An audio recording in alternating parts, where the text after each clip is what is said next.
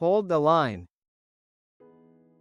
A global fault line has just appeared in the digital world, and the seismic shock originates in Australia.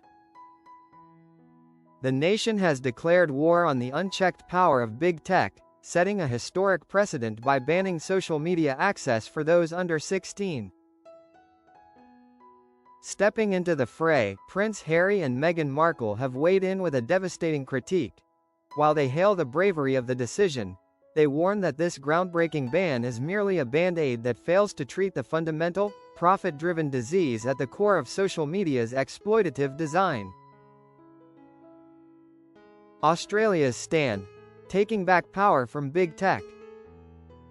Australia's recent legislative action marks a pivotal moment in the global conversation surrounding online safety and the mental health crisis affecting children.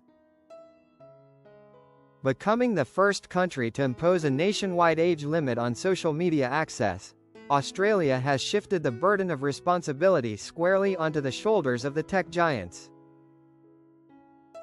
Prince Harry and Meghan Markle have released a new message through their Archewell Foundation to discuss Australia's decision to ban under-16s from social media. The couple, who have become vocal advocates for online safety and the dangers that social media pose to children, praised the decision but declared, "It shouldn't have come to this." The new restrictions require 10 major platforms, including global behemoths like YouTube, TikTok, Snapchat, and Instagram, to actively prevent anyone under 16 from creating an account. The penalty for non-compliance is severe, underscoring the seriousness of the policy change. Australia is now the first country to impose national age limits on social media, with 10 major platforms, including YouTube, TikTok, Snapchat and Instagram, required to block anyone under 16 from creating an account. Any company that breaches the restrictions faces heavy fines of up to $49.5 million. Australian Prime Minister Anthony Albanese described the move as the day when Australian families are taking back power from these big tech companies.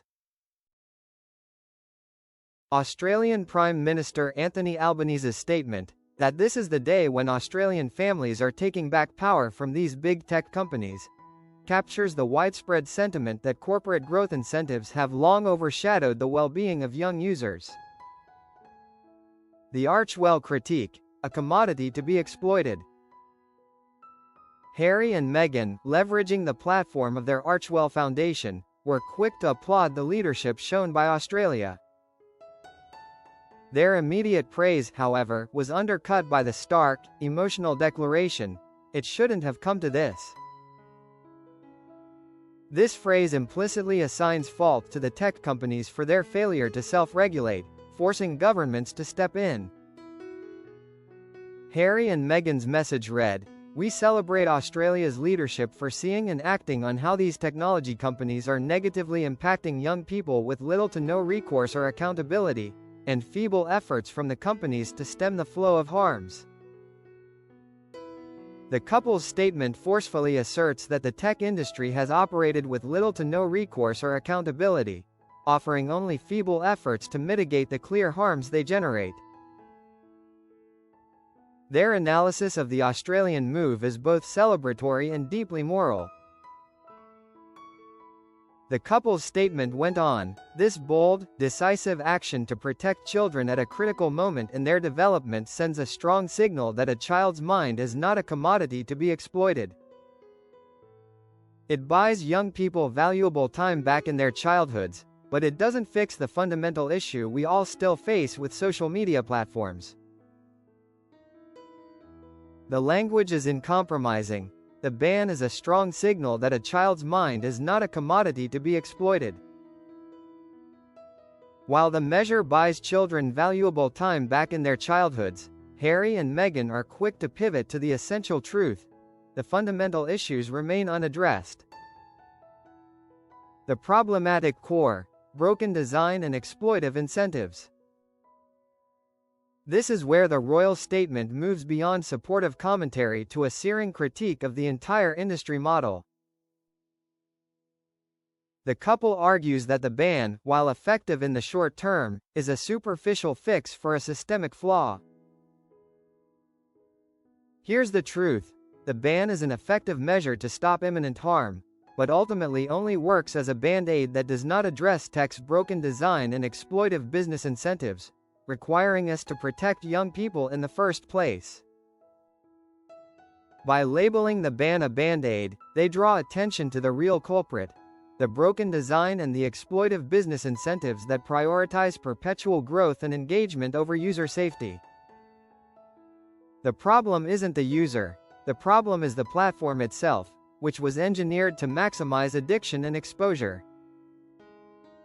After addressing how social media can sometimes be a force for good, the message continued: "We hope this ban is only the start of a reckoning between society and the tech companies that built these platforms with growth as their first principle instead of safety."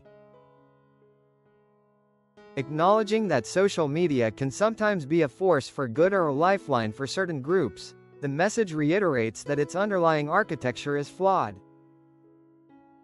The ban, they hope, is merely the beginning of a reckoning, a profound re-evaluation of the social contract between the public and tech behemoths. "We hope this ban is only the start of a reckoning between society and the tech companies that built these platforms with growth as their first principle instead of safety." The statement concluded, "We look forward to the next step to hold tech accountable for its design choices and hope leaders of new technologies learn the lessons of failing to prioritize the well-being of young people. The world is watching to see if they'll finally take responsibility and make the changes the world so desperately need." The final words are both a challenge and a global appeal, calling for a radical shift in philosophy. The world, they conclude, is watching to see if tech leaders will finally take responsibility not just for their content policies, but for the devastating design choices they made when they prioritized growth over the health and safety of young people.